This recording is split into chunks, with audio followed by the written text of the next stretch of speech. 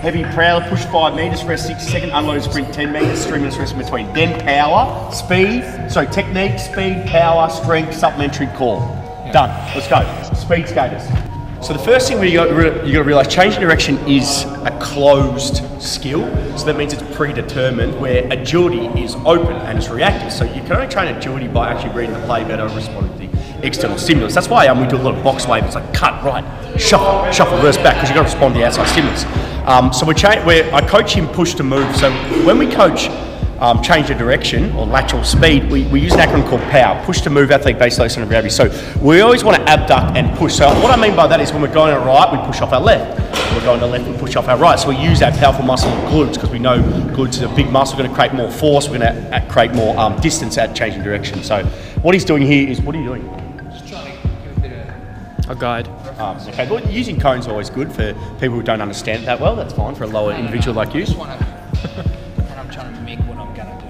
So what I'm teaching now is just a push to move drill. So what he does, speed skate is static, and then when I say forward, he comes forward with speed skates. The whole idea when he does speed skates is keep ground contact minimal, so really impulses, so touch, and go straight away. This is what we call, for everyone out there, and I get this message a lot, post-activation potentiation, or complex training. Now, once you think complex training or post-activation potentiation is coupling together two biomechanical similar exercises. So a perfect example is something like, a squat to a vertical jump. It could be an RDL to a horizontal band. So you're training the same force vectors. Or contrast training. Contrast training, complex training, whatever you want to call it. There's a number of names for what they call it. Let's call it, for argument's sake, complex training, okay? Or contrast training. I just confuse the fuck because I think too much. So, today, young Sandor is going to do a heavy prowler push. Now what they've found is the strength component, which is more, it might be a squat, a deadlift, an RDL, the strength component stimulates and facilitates the neuromuscular system, increases high threshold fast twitch motor units. And then what happens is this phenomenon called post-activation potentiation, the power exploit, could be a speed, could be a power movement, takes advantage of that post-activation potentiation. And what happens is we get greater power, speed outputs. Do you guys understand that? What I love about the prowler, it integrates from the weight room to the athletic environment because it's a very specific leg pattern. So this is going to potentiate the glutes, the hamstrings, applying force around. He's going to push 5 metres, unloads, 10 metre sprint, 2-point start. In between, he's going to have 45 seconds to a minute rest. And between the sprints, normally you're going to have full recovery, 3 to 5 minutes rest. Okay, I've been queuing for him to have more of a steep lean to get that horizontal displacement when he pushes off. It's working with him. His arm action's getting a lot better as well. Yeah! Joe DeFranco talks about in the speed book, operational outputs and maximum output. So maximum outputs is when it's perfect case scenario, when you're fresh and you give a maximum effort, let's say over 20 metres. And operational outputs is when you're under fatigue in a game. So if we can get his maximum outputs up, his operational outputs naturally improve. So that's the whole idea why you train speed when you're fresh, to improve your maximum output. So when you're under operational output, you're under fatigue, your speeds improve. That's the reason why we do it. So it's always important to cue them, especially when they accelerate. A few things. Number one, a steep forward lean, because you don't want to accelerate upwards. Remember, sport is played in 0 to 30 metres, which is acceleration. The second is arm drive. I'm a real big one on arm drive. How many times do you see guys actually really drive their arms properly when they sprint? And I was talking to him about this last week. When you see them run, they either run like this, they don't use their arms. When they start really driving their arms forward, pumping face cheek to butt cheek, rotation over at 90 degrees, their legs, it's pre-programmed in the brain. If your arms move quick, your legs are naturally going to follow.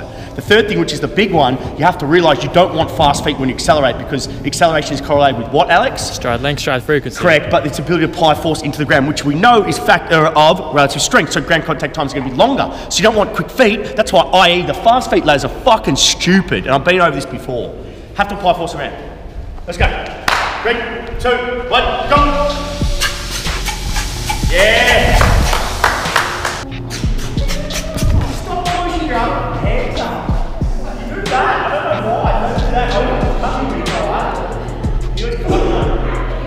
That's it. Let's go. Is this a warm-up set again? No, this is work set. He's going to do 3 sets of thigh. The reason why the band's there is to give him a cue to push his knees out. 1.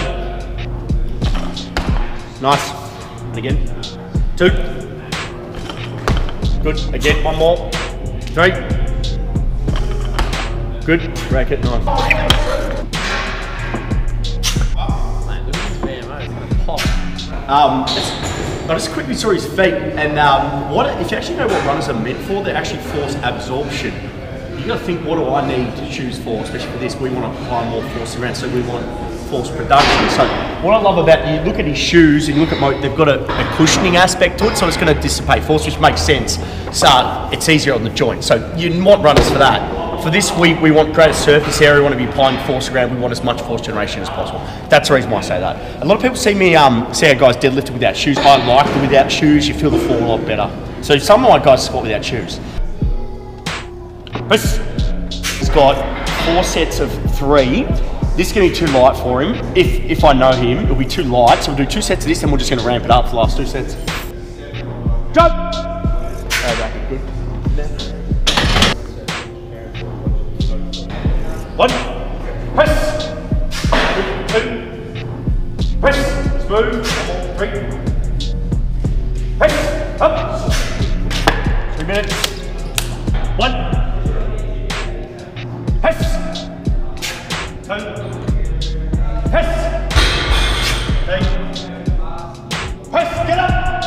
Yep. So he's 1 plus 1 2. This one easy 1 3. The bar was pretty tilted on. Did you feel that at all? No. Probably rushed a little bit. But they keep the bar close. Make sure you don't rotate, stay square.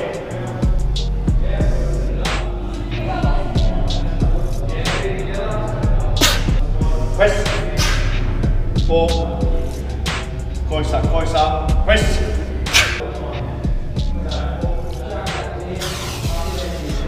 Back.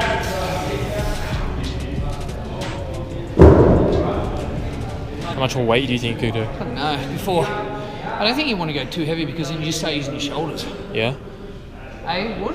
What's that? You don't want to go too heavy on that because you just start using your shoulders. Yeah, well, the reason why, how you overload is you can start.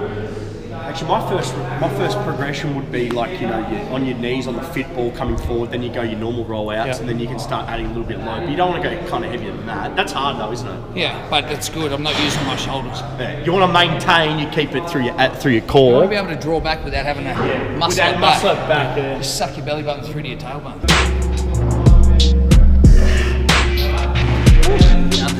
Good job.